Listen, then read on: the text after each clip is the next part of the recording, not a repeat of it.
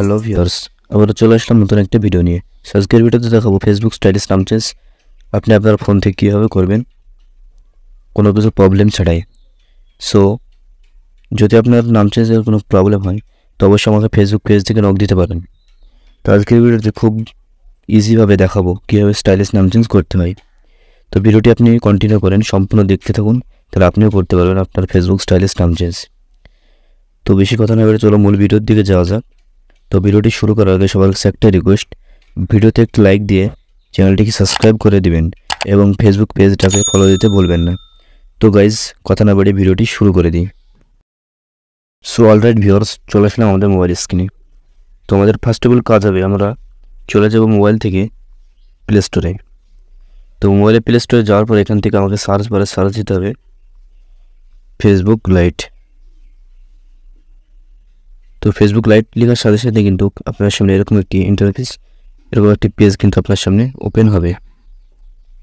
তো দেখতে পাচ্ছেন ফেসবুক লাইট এটা। তো এটাকে আপনাকে আপনার ফোনে ইনস্টল করা লাগবে। তারপরে এখান থেকে সার্চ বারে দেখবেন টাচ ভিপেন।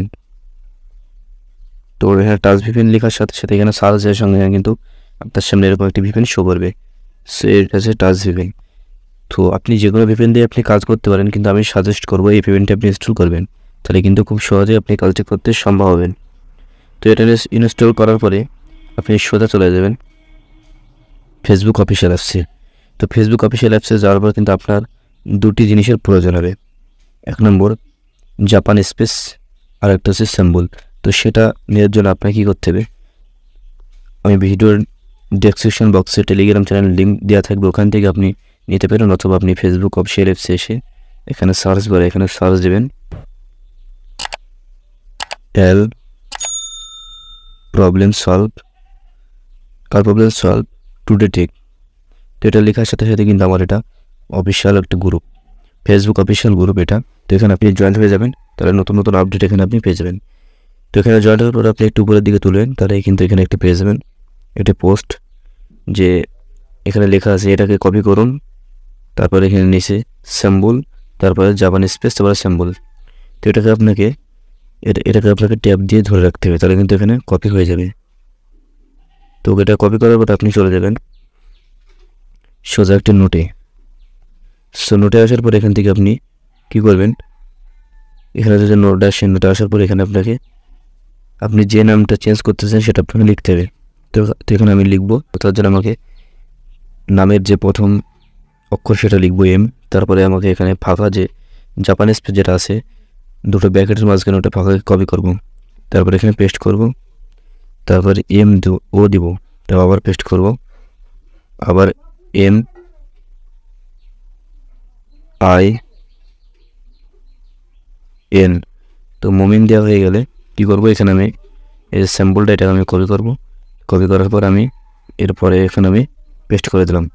তো পেস্ট করার পর এটা পুরোটা আমি এখান থেকে কপি করে নেব। সো কপি করার পর আমি চলে যাব ফেসবুক লাইটে। তো ফেসবুক লাইটে আমাকে সেই আইডিটি আমাকে লগ ইন করতে হবে। তো এটা হচ্ছে আমার একটা সাবস্ক্রাইবার আইডি, সেটা আমি এখন নাম চেঞ্জ করে দেখাবো। তো চলে যাবো থ্রি ডটে।